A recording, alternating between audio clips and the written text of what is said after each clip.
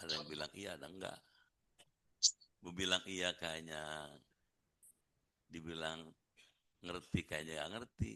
Jadi gini, Ka'bah itu ada pintunya. Pintunya itu ada kuncinya. Nah, yang megang kunci disebut Utsman bin Tolhah. Dia yang megang setiap hari. Pintu itu hanya dibuka untuk keperluan-keperluan tertentu. Seperti Rasulullah, selainnya nggak boleh. Tiba-tiba datang Sayyidina Ali. Mana itu kunci? Sini. Gitu. Bisa tangkap nggak? Diambil dengan paksa oleh Sayyidina Ali. Rasul datang ke Mekah dari Madinah. Tahu kalau kunci itu yang megang Ali. Padahal yang mesti megang adalah Utsman. Jelas tuh? Kata Nabi, pulangin kepada yang berhak. Siapa itu? Utsman. Ali kalau memulangkan kunci itu kepada Utsman disebut orang yang amanah, orang yang bisa dipercaya. Jelas? Baik.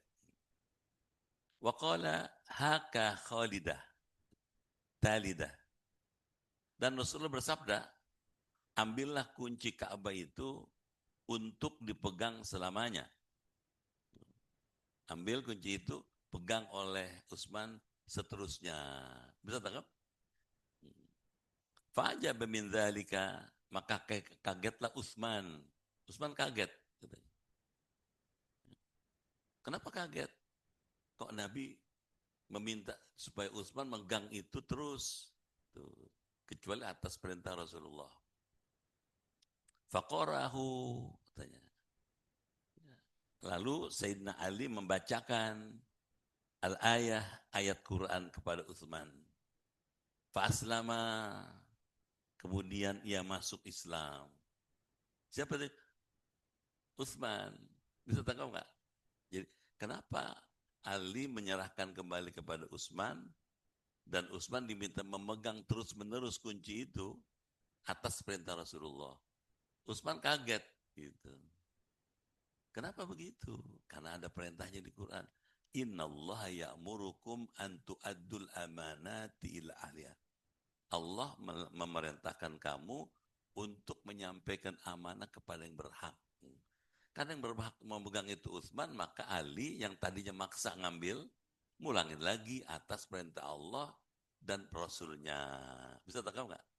Nah Ali ketika itu memfungsikan diri sebagai orang yang amanah, orang yang bisa dipercaya.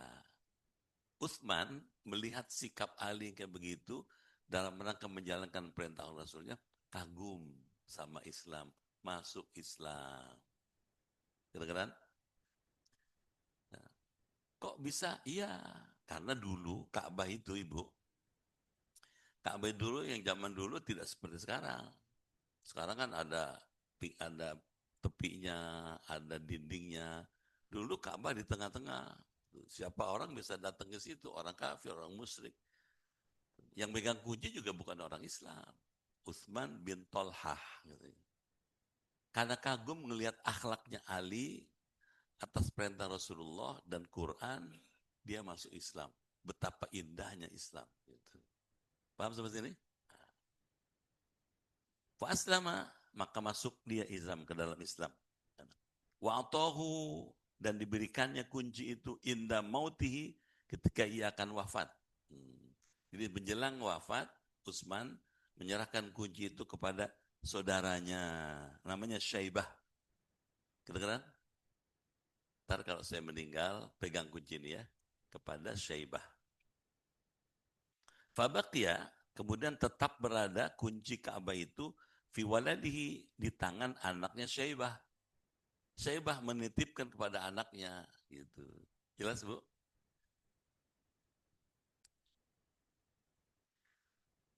Wal ayah, ayat ini katanya, wa in waradat ada sabab khas, katanya. Walaupun datangnya atas sebab yang khusus, fa'umumuha, maka keumuman makna ayat ini dapat diperhitungkan. Maksudnya gini, ayat ini kan kalau ngelihat konteksnya, Ali disuruh mulangin kunci kepada Utsman. Kedengeran? Gitu. Meskipun ayat ini ditujukan untuk Ali kepada Utsman, tapi berlaku umum. Artinya siapa saja yang mengemban amanah harus dikembalikan kepada orang yang berhak. Kalau ibu dititipkan sesuatu, serahkan kepada yang berhak. Gitu. Jelas? Bapak nih, saya titipin Pak, Bapak kalau lewat rumah itu bisa nggak titip ini kepada yang punya rumah itu. Ketika Bapak pulang ngelewat rumah itu, Bapak pulang serahkan ini, Bapak disebut amanah. Kenapa? Karena telah menyelesaikan apa yang diperintah sesuai dengan yang berhak. Jadi berlaku untuk selamanya. Ini menunjukkan bahwa apa? Quran itu bersifat up to date. Berlaku bukan saja zaman Nabi, tapi sampai sekarang, sampai besok. Jelas? Mu'tabarun dapat diperhitungkan biqarinatil jam'i dengan perintah lafaz jamak. Jadi kita tulis sedikit ya biar ada oleh-olehnya. Setuju nggak? Islam itu al-Islam.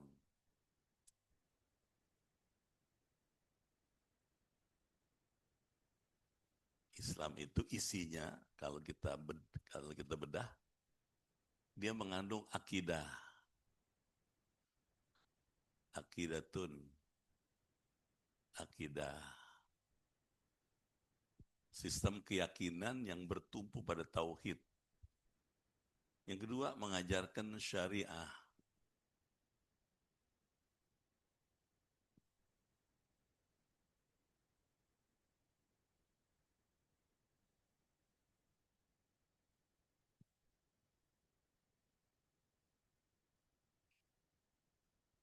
Ya, ibadah, muamalah atau syariah. Yang ketiga, mengajarkan akhlak. Akhlak, perilaku yang baik. Ayat tadi itu mengajarkan akhlak. Bisa tangkap? Diam aja. Jadi akhlak itu tercipta kalau akidahnya bagus. Syariatnya bagus. Nah, akhlaknya akan bagus. Akhlak diajarkan adalah amanah. Orang hidup mesti amanah. Amanah. Amanah. Amanah itu bisa dipercaya. Berkeluarga itu amanah. Bapak begitu mengucapkan saya terima nikahnya dan kawinnya Fulanah binti Fulan dengan mas kawin tersebut dibayar tunai, pada saat itu pindah amanah untuk merawat, masih mencintai, ya, menghidupkan, menyehatkan istrinya itu dari ayahnya kepada si laki-laki itu. Kedengeran? Jadi kalau seorang suami berkeluarga, dia menjalankan amanah Allah yang dititipkan Allah kepada dia melalui bapaknya. Sejak itu si suami mesti bagaimana menjaga istrinya, menjaga keluarganya sesuai dengan amanah yang dititipkan. Jadi amanah. Saya ngajar ini amanah. Saya diberikan Allah ilmu nggak banyak, bagi-bagi. Gitu. Ada orang yang butuh belajar saya punya sedikit, kita bagi. Amanah. Ini haknya ibu, haknya bapak. Tugas saya menyampaikan itu. Kadang-kadang jual beli, amanah juga. Penjual, pembeli, ada barang yang diperjualbelikan. Ada harga yang ditawarkan. Ketika si pembeli itu setuju dengan harga dan barangnya, ya dijual beli. Di mana unsur amanahnya? Si penjual mesti jujur. Barang yang dijual dengan harga itu mesti sesuai dengan yang semestinya. Kalau ori bilang ori, kalau KW bilang KW. Diam aja. Jangan KW bilang ori. Kalau KW bilang ori, tidak amanah. Akibatnya gimana? Dagangnya tidak sah. Jual belinya tidak sesuai dengan ajaran Islam. Jadi mesti amanah. Amanah ini sifatnya Rasulullah gitu. Kalau kita amanah kayak Rasul, seperti Rasulullah. Jelas? Itu yang pertama. Yang kedua, apa tuh ajaran dari ayat ini? Wa idza hakamtum bainan nas, apabila kamu menetapkan hukum di antara manusia. Ya'muru, Allah menyuruh katanya, menyuruh kamu antahkumu bil adl, supaya kamu menetapkan hukum dengan adil gitu. Jadi kedua, ajarannya Quran selain amanah, orang disuruh adil. Al-adl, harus adil. Apa itu adil? Adil lah wad'u syai' fi mahallih. Meletakkan sesuatu sesuai dengan yang semestinya. Meletakkan sesuatu pada tempatnya. Kedengeran? Adzan maghrib. Begitu adzan maghrib, bapak ibu disebut adil kalau sholat.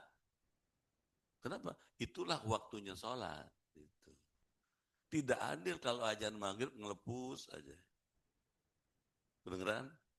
Tidak adil kalau adzan maghrib ngobrol ya, sampai berbusa mulutnya. Karena bukan waktunya.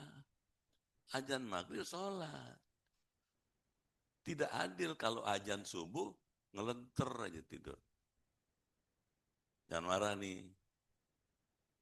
Mesti adil. Gitu. Adil tuh banyak nih. Ya.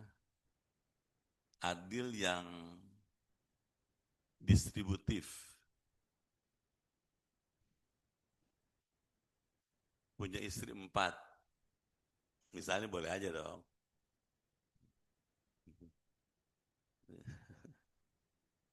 Dikasih 10, 10, 10, 10.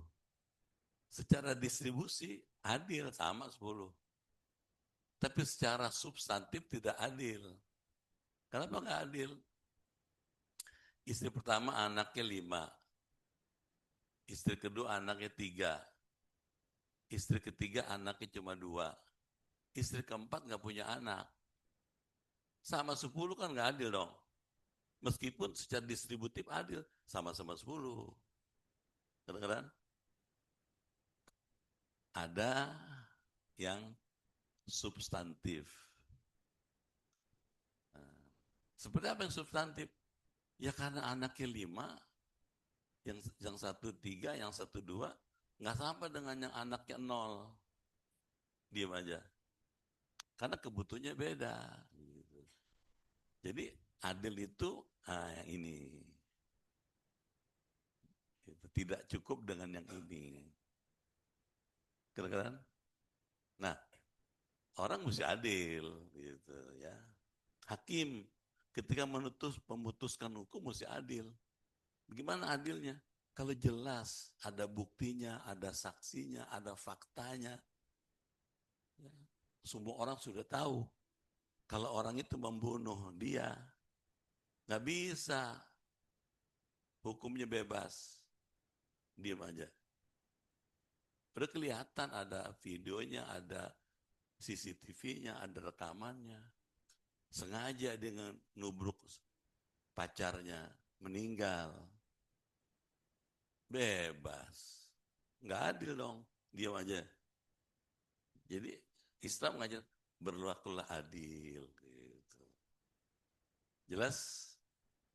Suami juga begitu mesti adil. Ketika menggilir istrinya mesti adil ya. Kedengeran? 2 hari, 2 hari, 2 hari, 2 hari. Itu maknanya kalau sudah 2 hari, apapun alasannya pindah. Diam aja. Pindah gitu. Ke yang lain. Prakteknya nggak kayak begitu. Kalau istri pertama 2 hari, istri kedua 2 bulan. yang nggak adil. Jadi jangan asal nikah aja. Ada orang, lu katanya nggak ikut sunnah Nabi, lu bini cuma satu. Gitu. Bisa nggak adil? Gitu. Kalau bisa adil silahkan. Adil dalam nafkah, adil dalam mabit. Mungkin bisa nih, mungkin bisa. Nafkah bisa, mabit nginepnya bisa. Tapi adil dalam cinta kasih sayang nggak bisa. Nggak sama. Nabi bisa. Diem aja nih. Saya cerita begini maksudnya bukan nyuruh bapak kawin lagi. Ini Ustaz ngasih angin nih, gue bakal kawin lagi. Bukan. Saya cuma ngasih contoh. Gitu. Adil itu banyak bidangnya, lapangannya. Adil di pengadilan, adil di rumah tangga, adil di masyarakat. Misalnya, ketua RT mesti bersikap adil kepada warganya.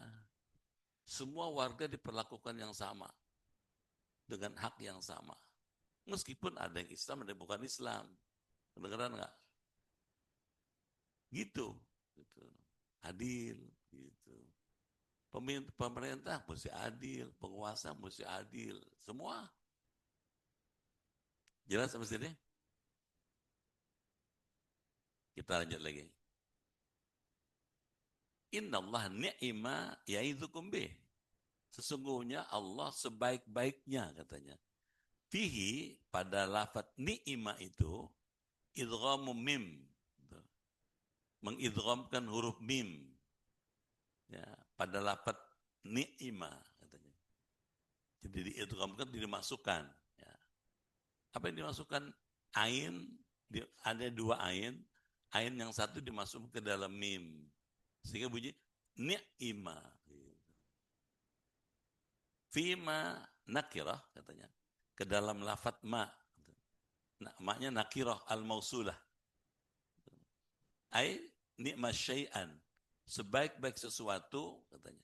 Yang itu kumbi memberi katanya pengajaran kepada kamu. Maksudnya ayat ini Allah ngajarin dengan ajaran yang paling baik. Kalau hidup mesti adil. Kalau mengemban amanah mesti jujur. Kedengeran? Hidup mesti jujur. Amanah tuh jujur. Jadi suami jujur, jadi istri jujur. Kedengeran Bu? Bagaimana istri jujur? Nggak boleh boros. Ibu dikasih uang sama suami, segepok. Jangan dihambur-hambur. Kedengeran nggak? Dibelanjakan sesuai dengan yang seperlunya. Jangan semua yang ada di pasar dibeli semua. Kedengeran? Keluarkan seperlunya. Itu sebabnya kata Sayyidina Ali, wanita paling baik sedunia kalau bakhil. Atau bakhil? Beli. Kenapa beli? Dia mengelola amanah berupa uang dari suaminya. Dia mesti belanjakan sesuai dengan yang seperlunya. Jangan nggak perlu dibeli semua. Diam aja nih. Kata ibu-ibu lama-lama nyorotin nih Ustaz. Ya saya guru kasih tahu dong. Kalau ibu jujur suami senang. Apalagi sih kalau bisa suami ngasih catat. Iya. Debitnya berapa, kreditnya berapa, saldonya berapa. Bisa lah. Dulu, ini ceritanya.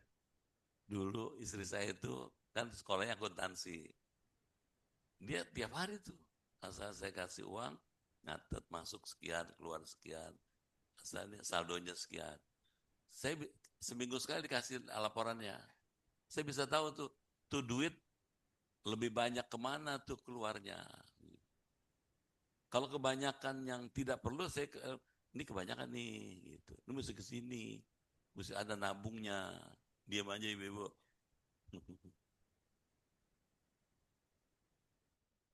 Iya mesti gitu, jujur. Nih, gitu. Nah, jadi masalah tuh, kenapa mesti jujur? Karena ada hadisnya. Seorang istri tidak boleh mengeluarkan harta milik suami tanpa izin suami. Ada 4 tuh haknya suami atas istrinya. Udah ketawa dulu ibu. Belum diterang udah ketawa. Apa haknya suami atas istrinya? Ada 4. Hadis sahih. 1, kata Nabi, Allah tamna'un nafsuha in kana la dzukri kutbin. Nggak boleh seorang istri menolak undangan suami. Kedengeran? Tuh. Nggak boleh ditolak.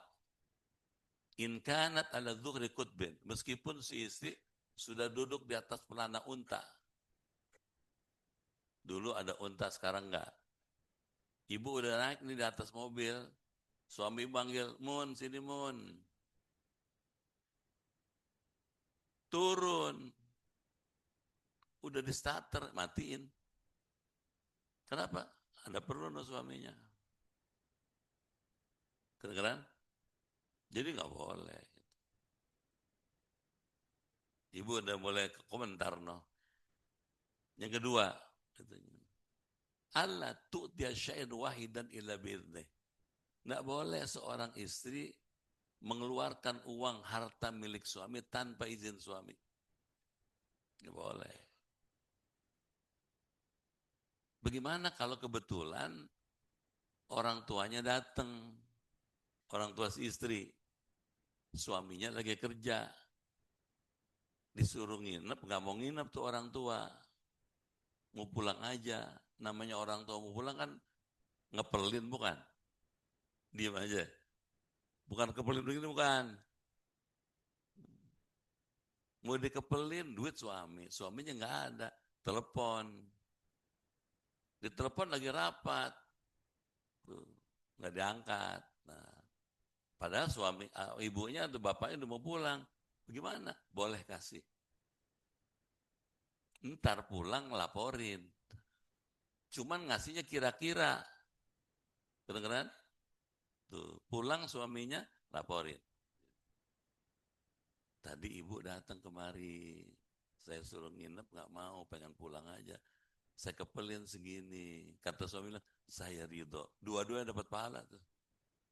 Istrinya pahala karena bakti pada orang tua, suami pahala karena sedekah. Jadi masalah, bagaimana kalau istrinya kerja? Diam aja. Dapat penghasilan, punya duit dia. Orang tuanya datang, gitu. Meskipun uang sendiri, tetap ntar kalau suami pulang kasih tahu.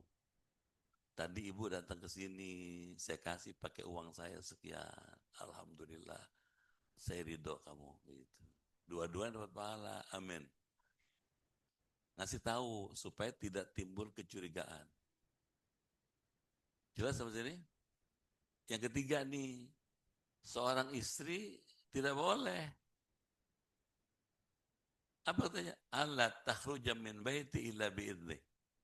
Tidak boleh pergi dari rumah suami tanpa izin suami. Jadi kalau suami nggak izin nggak boleh. Kalau bahasa kampung nggak boleh seorang istri minggat. Tuh minggat. Bebuntel, turunin koper, pulang ke rumah emaknya. Kalau ada seorang anak perempuan datang ke rumah orang tuanya sambil nangis, nggak diantar sama suaminya, si orang tua jangan terima. Mana suami kamu? Ah, katanya, jangan jangan jangan nggak usah tanya, biarin aja. Ibu nggak akan terima kamu kalau kamu nggak dianterin suami. Kedengeran? Gitu. Kalau diterima, ibunya namanya atau bapaknya sama dengan melindungi kesalahan anak. Itu sebabnya supaya istrinya tidak minggat, supaya tidak kabur, supaya tidak pergi. Seorang suami nggak boleh menakutkan istrinya. Gue cekek lu. Takut bininya. Kedengeran nggak? Ntar gua merem, dicekek gua, katanya mampus gua. Takut. Seorang suami nggak boleh membuat istrinya takut. Dia mesti bikin istrinya nyaman tinggal sama suaminya. Tenang gitu. Istri itu amanah, dititipkan Allah melalui bapaknya waktu kita nikah. Kita jaga dia. Kalau perlu tak gendong kemana-mana. Kadang-kadang ibu. Itu yang ketiga ya. Yang ketiga. Yang keempat, haknya suami atas istrinya, alla tasuma yauman wahidan illa biidni. Nggak boleh seorang istri puasa sunnah tanpa izin suaminya. Sekarang hari Ahad, besok Senin. Kalau ibu mau puasa Senin Kemis, bilang, Bang, mohon izin besok saya mau puasa. Jangan, kata suaminya, besok saya cuti 2 hari. Udah, nggak usah puasa. Kenapa? Kalau ibu puasa juga, nggak diterima, nggak dapat pahala. Jelas? Sampai begitu tuh Rasulullah. Kenapa? Mesti adil, mesti jujur. Amin. Jangan marah ya. Terus oleh Imam Jalan kata, ta'diyatul amanah. Ialah menyampaikan amanah, wal hukum bil adil. Menetapkan hukum dengan adil, katanya. Kenapa orang mesti amanah dan adil? Inna Allah kana sami'an basira. Sesungguhnya Allah adalah maha mendengar, katanya. Lima yuqalu, kepada apa yang ia katakan. Basiro, dan maha melihat apa yang diperbuat. Jadi kenapa orang mesti amanah dan adil? Nah, ini ada alasannya nih. Ini akhlaknya nih, akhlak. Nah, ini alasan teologisnya. Apa alasan teologisnya? Satu, Allah itu sami'un. Sami'un, maha mendengar. Kita ngomong apa aja Allah dengar. Jangankan yang terucap, yang terbesit dalam hati Allah dengar. Kedengeran? Isi hati ibu, isi hati bapak Allah dengar. Kalau orang sadar Allah maha mendengar, nggak mau bohong dia. Yang kedua, Allah itu punya sifat basirun, maha melihat. Karena ini di tempat yang paling gelap sekalipun Allah lihat. Di tempat yang paling sunyi sekalipun Allah lihat. Oleh karena itu, nggak ada alasan orang untuk tidak jujur. Tidak ada alasan untuk orang tidak adil. Gitu. Nah kalau semua orang sadar Allah ngelihat, Allah ngedengar, nggak ada maling. Nggak ada tuh keributan kemarin tuh. Diam aja. Kenapa ada orang mau menjarah? Karena dianggap Allah nggak ngelihat. Kenapa orang ngomong sombong? Karena nganggap Allah nggak dengar. Kedengeran? Kita kalau pinter nggak boleh sombong. Kita kalau kaya nggak boleh sombong. Kalau kaya sombong, orang benci. Melek sedikit disamber, dihabisin harta kita. Kaya buat disyukuri. Pinter, ilmunya banyak untuk dimanfaatkan buat orang lain. Jelas ya? Kenapa? Ini hidup amanah tuh. Kalau semua orang kayak begini, beres. Mudah-mudahan ya. Mudah-mudahan kita bisa ya. Jujur. Sekarang kita lanjut. Ya ayyuhalladzina amanu. Hai orang beriman. Atiullah. Patuhilah Allah. Bagaimana matuhin Allah? Kita nggak pernah bisa ngelihat Allah dengan mata kepala. patuh kepada Allah dengan mata hati, mata batin. Meskipun Allah nggak bisa dilihat, kita mesti jujur. Contoh, biar sendirian di rumah, nggak ada orang, Isya tetap 4 rakaat. Diam aja. Mumpung gak ada yang lihat 2 rakaat aja nggak bisa. Allah lihat kita, Allah tahu kita. Jadi taat pada Allah mesti dengan iman. Wa atiu Rasul, taat kepada Rasul. Bagaimana taat kepada Rasul? Ikutin contoh teladannya. Kalau bisa sih orang minhajul, nyontoh Nabi. Nabi tuh bangun tidur, sholat sunnah 13 rakaat.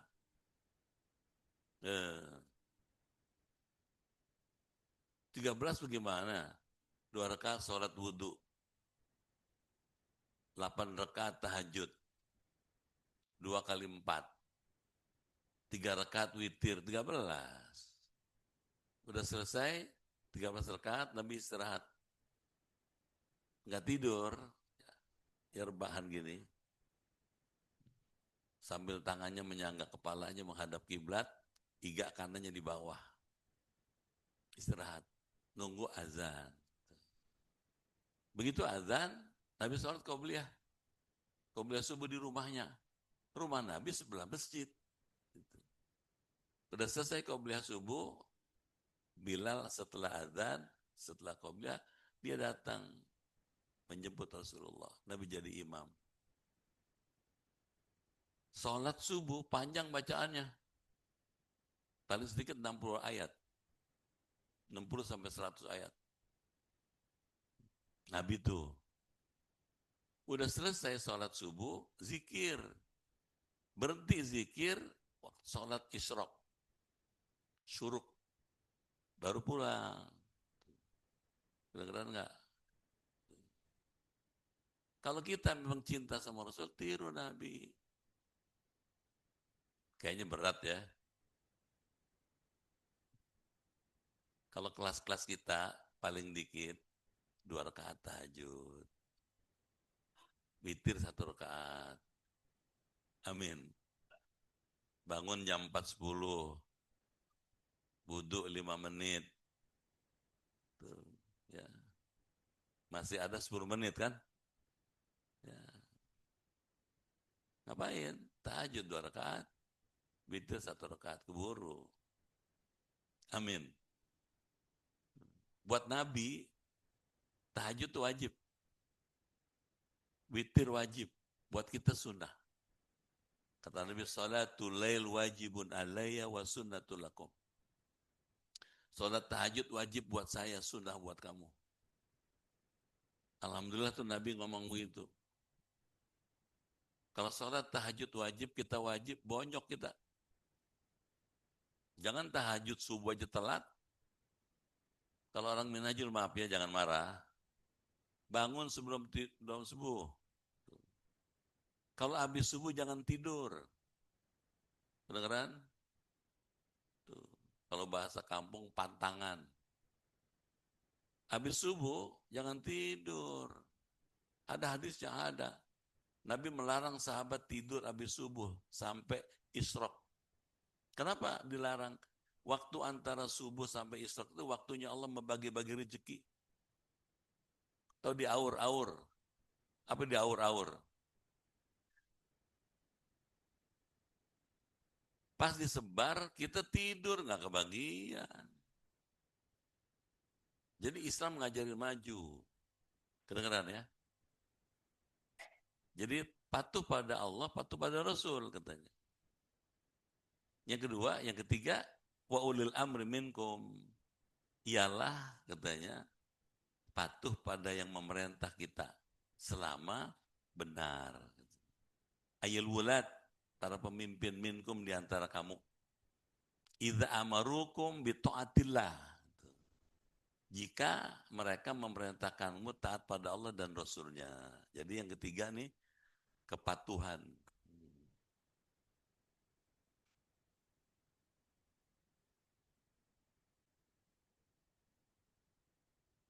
berpatuhan kepada 3 hal. 1 Allah, 2 Rasul, 3 ulil amri.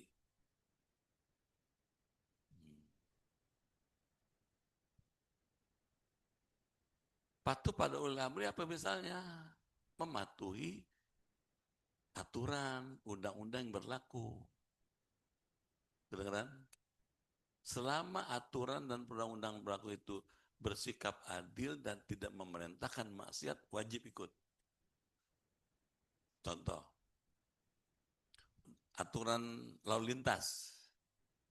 Setiap orang menggunakan kendaraan, sebelah kiri bukan? Diam aja nih. Ibu nggak mau ngikutin peraturan itu, lewat kanan, tabrakan. Jelas nggak? Jadi kalau disuruh jalan sebelah kiri, ya kiri. Gitu. Ikutin aja. Diatur supaya teratur dan selamat. Kalau begitu gimana? Selama aturan itu tidak menimbulkan kemaksiatan kepada Allah, wajib ikut. Kenapa? Karena kita di sebuah negara yang berdaulat dan resmi, sah. Gitu. Wajib menghormati. Jelas? Terus, fa'in tanazatum, kemudian jika kamu berlainan pendapat, ikhtalaftum, kamu berselisih pendapat, fisyain pada sesuatu, katanya. Misalnya, ada kasus, gimana menyelesaikannya? Farudduhu ilallah wa rasul. Maka kembalikanlah penyelesaian masalah itu kepada Allah.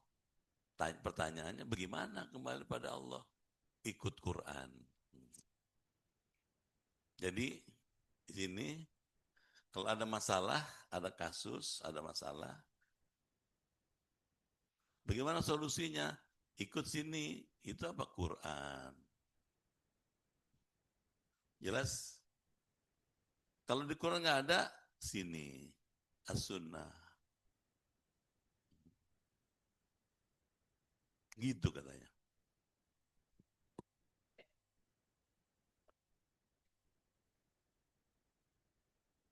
Wa Rasul katanya. Mudah tahayati sepanjang hidup beliau. Wa ba'dahu dan sesudahnya. Ila sunnati kepada sunnahnya. Ay ikshifu alaih minhuma. Katanya. Bukakanlah tentang sesuatu itu dari kitab dan sunnah. In kuntum tu'minuna billah wal yaumil akhir. Jika kamu mengaku beriman kepada Allah dan hari kiamat.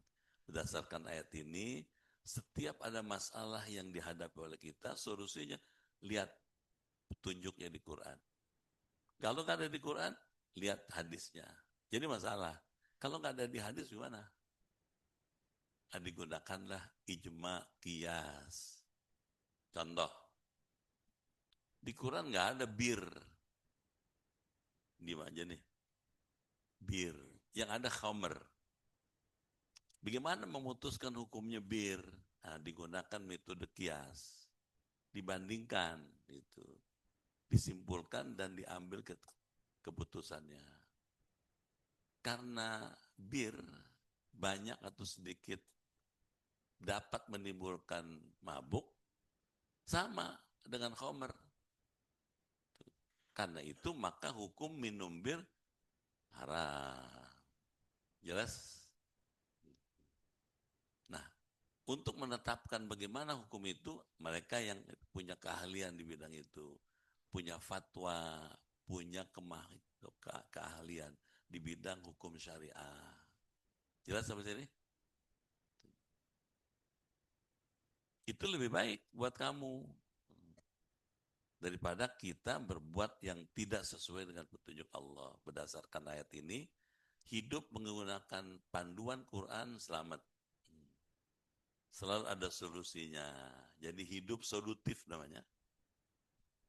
Jadi kalau ikut Islam, ini hidupnya solutif. Hidup selalu ada penyelesaiannya. Mudah-mudahan selamat ya. Alhamdulillah. Ada yang belum jelas? Alhamdulillah, Bapak dan Ibu, materi kajian kita telah selesai dan sebagaimana biasa dibuka pertanyaan ya kaitan dengan materi kajian hari ini tentang hidup yang solutif, hidup yang baik. Silakan. Ini dulu, silakan. Yang itu.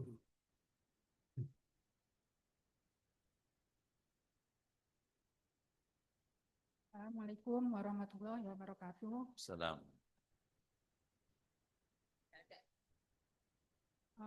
Tadi Pak Ustadz mengatakan sahabat itu ada yang memegang kunci. Nah, kuncinya itu dipegang sama Utsman bin Tolha.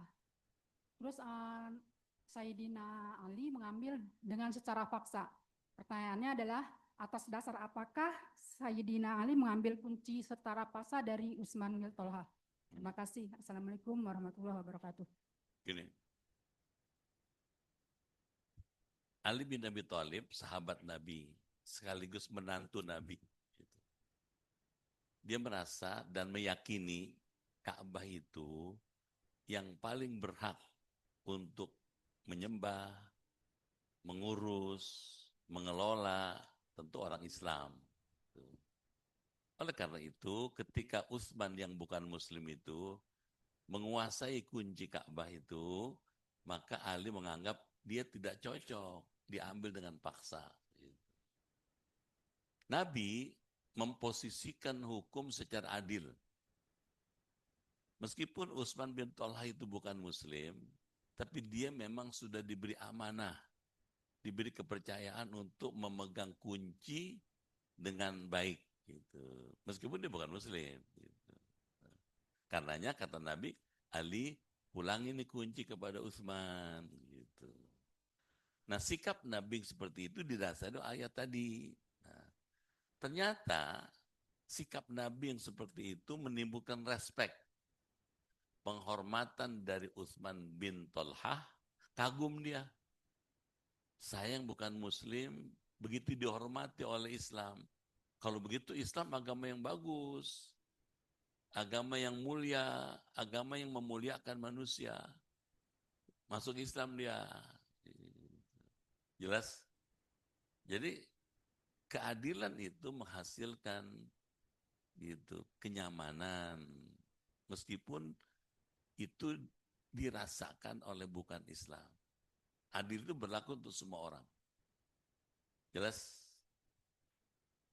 Silakan Bu Holida, mic.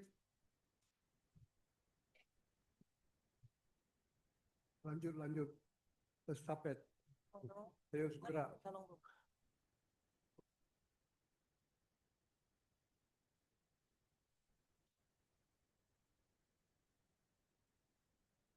Assalamualaikum warahmatullahi wabarakatuh. Salah. Ya. Pak Ustadz, yang pertama mau nanya, di dalam Ka'bah itu apa aja isinya?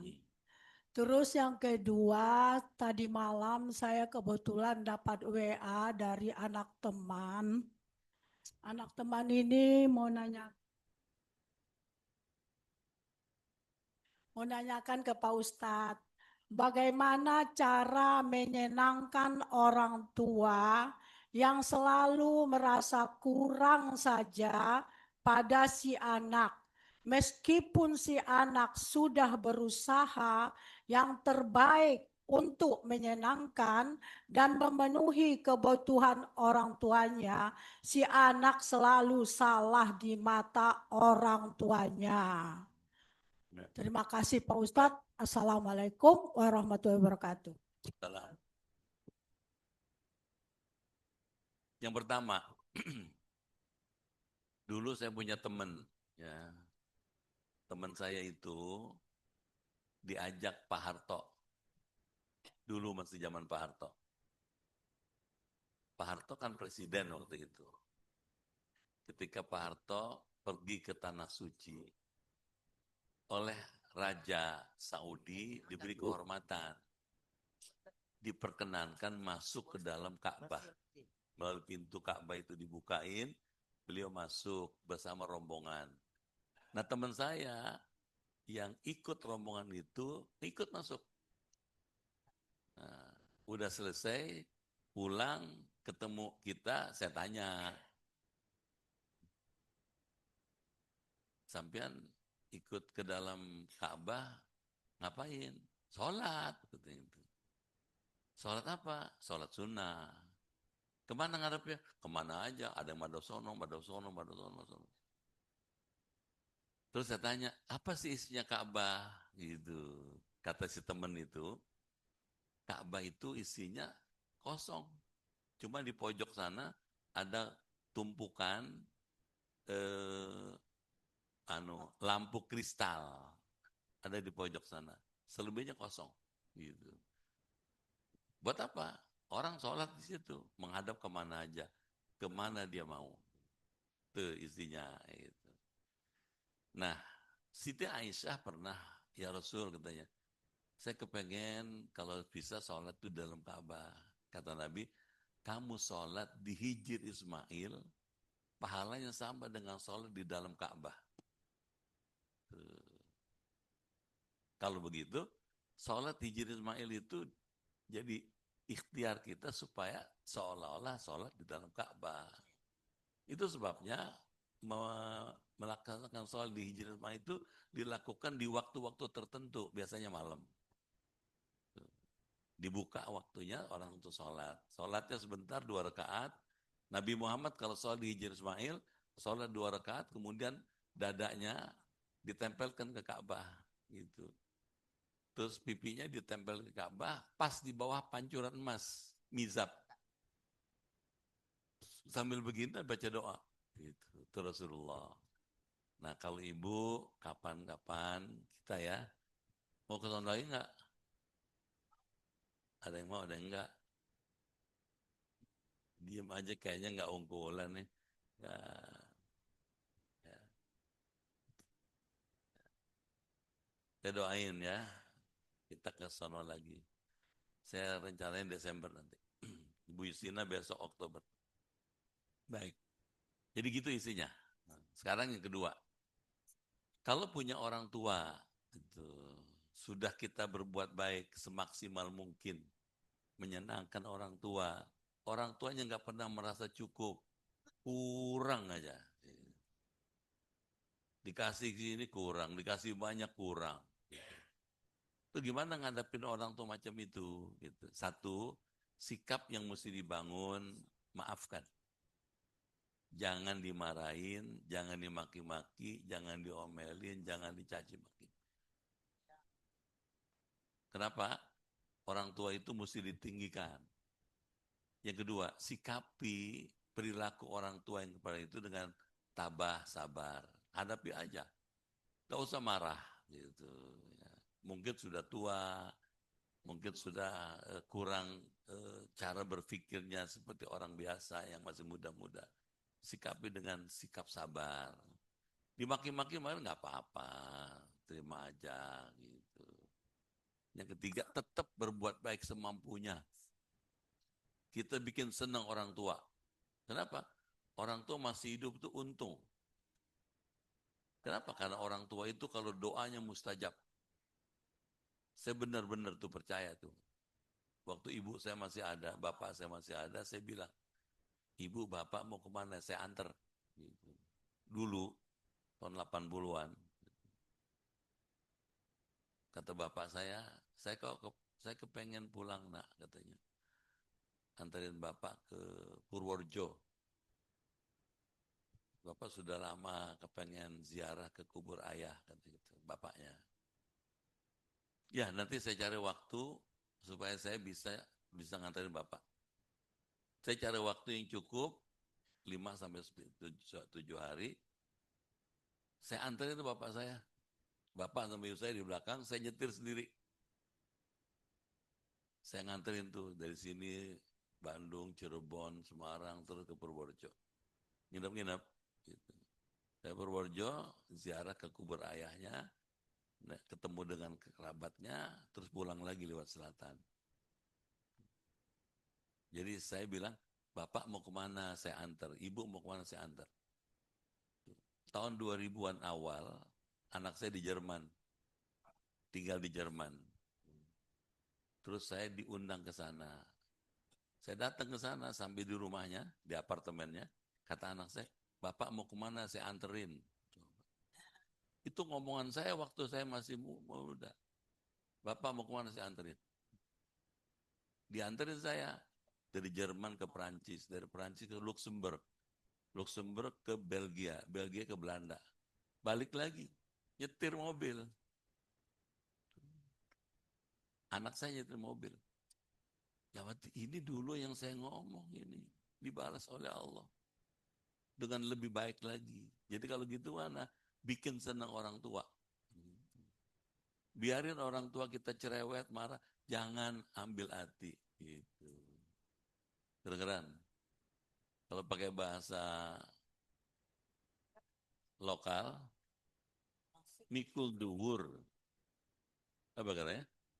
Mendem jero. Ditinggikan, kalau bahasa Minang, ditinggikan serantiang, dimajukan selangkah. Bikin senang orang tua. Biarin, kita sudah berbuat menyenangkan dia, tapi dia masih kurang, gak apa-apa. Hadapi aja. Bikin lagi senang terus, mumpung masih ada. Mahal. Biar orang tua kita cerewet, tapi masih ada, itu lebih mahal dibanding kalau sudah gak ada. Diam aja nih. Masih mendingan ada meskipun cerewet atau suka marah daripada nggak ada. Kalau orang tua sudah nggak ada, susah minta doanya. Kalau masih ada, meskipun cerewet, kita datang. Saya mau pergi jauh, mohon doanya, cium tangan, didoain, kabul. Bener itu, pasti selamat. Jelas? Sedengin orang tua. Sekarang jadi masalah. Bagaimana nyenengin orang tua, udah meninggal orang tuanya.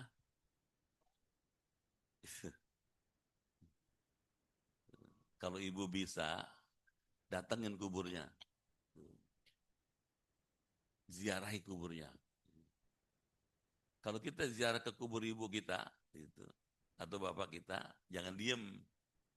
Pas sampai di depan kuburnya, baca salam. Salamun alaiki, ya fulanah binti fulan. Itu kata Rasulullah, kalau kita anak ini, baca salam di depan kubur ibu kita, itu roh ibunya turun ke situ. Wahwa yasta'nis. Dia merasa bunga hatinya. Karena anaknya datang lagi. Seperti waktu kumpul masih hidup di dunia. Seneng. Apalagi baca Quran, baca doa. Boleh. Imam Ahmad bin Hanbal bilang, la ba'sa ayaqra surat Yasin fil qabri. Tidak mengapa. Bagus. Baca surat Yasin di atas kuburan. Kedengaran?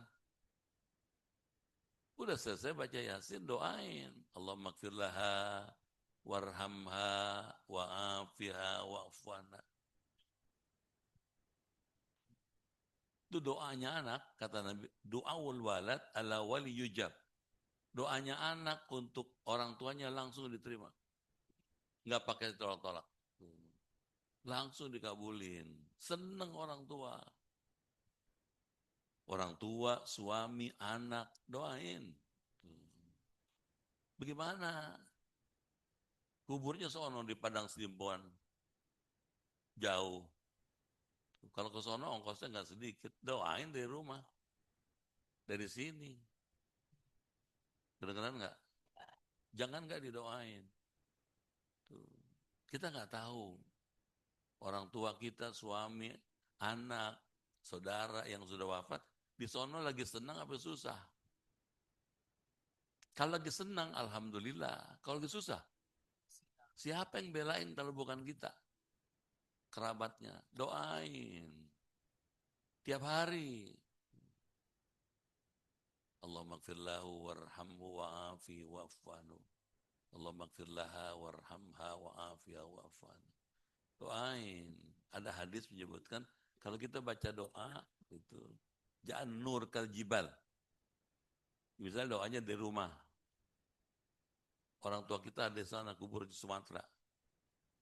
Waktu kita baca doa atau baca Quran yang diniatkan buat almarhumah orang tua kita itu, tiba-tiba kuburnya terang.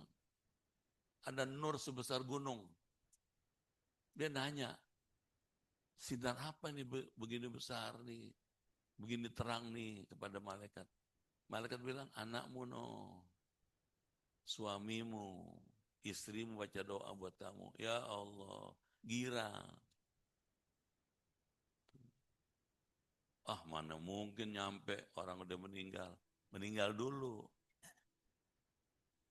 Susah dong nerangin begini kalau nggak percaya. Kalau pengen percaya, meninggal aja dulu dah. Jelas. Baru tahu tuh. Ternyata bener nih. Gitu ya.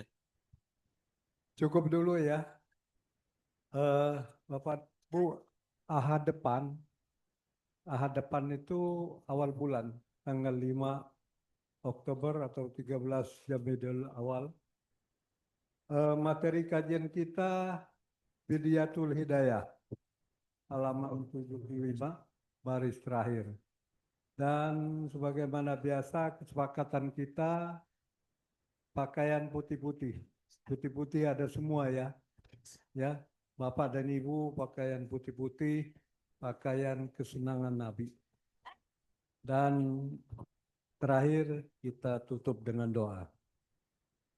Al-Fatihah.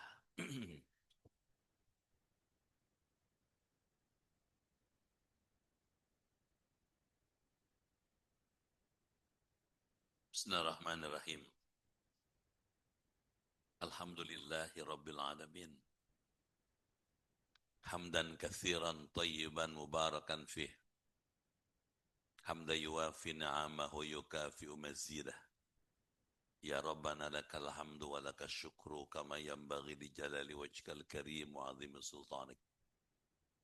Allahumma inna nas'aluka imanan kamilan wa yaqinan sadiqan wa rizqan wasi'an wa qalban khashi'an wa lisanan dhakiran wa badanan sabiran wal afwa indal hisab wa najata minan nar. Allahumma akhtim lana bi husnil khatimah wa la takhtim alaina bi su'il khatimah. Allahumma ighfir lana wa li walidina wa liman lahu haqqun alaina wa li jami'il muslimina wal muslimat wal mu'minina wal mu'minat al ahya'i minhum wal amwat. Rabbana atina fid dunya hasanah wa fil akhirati hasanah wa qina adzabannar. Walhamdulillahi rabbil alamin. Assalamualaikum warahmatullahi wabarakatuh.